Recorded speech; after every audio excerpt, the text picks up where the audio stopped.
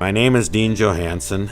I was born and raised in West Denmark, Wisconsin, a small hamlet started by Danish immigrants in the 1870s.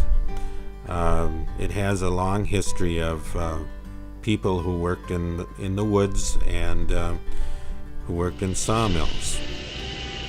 I've been sawing lumber for about 15 years on a mill that I purchased with my cousin about 15 years ago. Sawing lumber has been a productive hobby for me. I've been able to access some trees on land that we own, and was able to saw enough lumber to build a small barn, some playhouses for my grandchildren. I've sold some lumber to the neighbors, and it's turned out to be a fun hobby. Most of the lumber I saw is softwood like white pine, spruce, and yellow popple. Sometimes but I can saw hardwood such as red oak, maple, and hickory and cherry that is native to the area.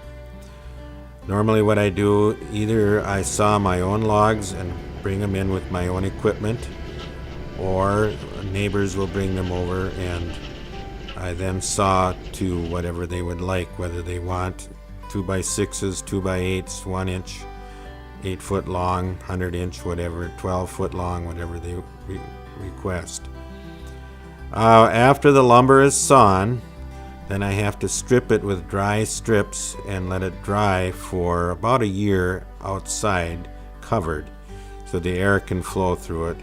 And goes from about 25% moisture when it's in a log down to about 15% moisture air dried.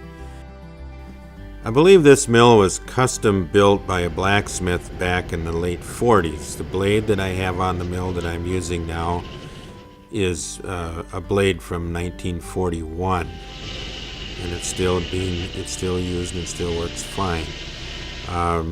The mill has been converted to a power takeoff, which is what I use off my 60 horsepower tractor.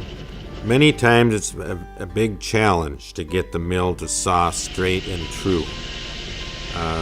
When you've heard the word mill right, very important that the mill is right, so you can saw lumber that's 1 inch on one end and 1 inch on the other end of the board. And it takes a lot of work and thinking to get the mill, and expertise to get the mill to saw properly. And some days it works and some days it doesn't work so well.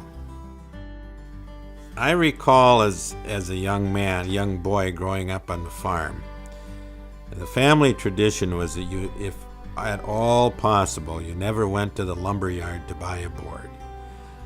And if you needed some lumber to build something with on the farm, you didn't hire a carpenter, because that would cost too much.